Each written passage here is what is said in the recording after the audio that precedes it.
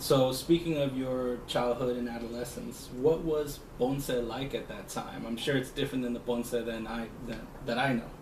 Okay. Uh, in some areas, Ponce is quite different than it was when I was a child, in that there's a lot of new construction and remodeling of the old houses. However, there are some areas which still retain the old flavor, if you wish, of the years when I was a child. You can still see some of the original houses, wooden.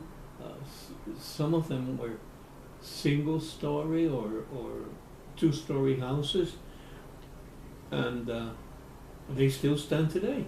And the people who live in those houses, many are descendants of the original owners of those houses. Okay.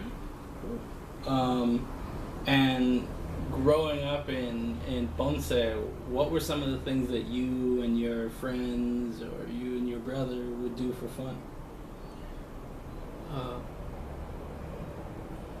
Again, my first 5 siblings were adults by the time I was born. Mhm. So the contact was not that warm, if you will. It was not close. Of course, the age difference accounts for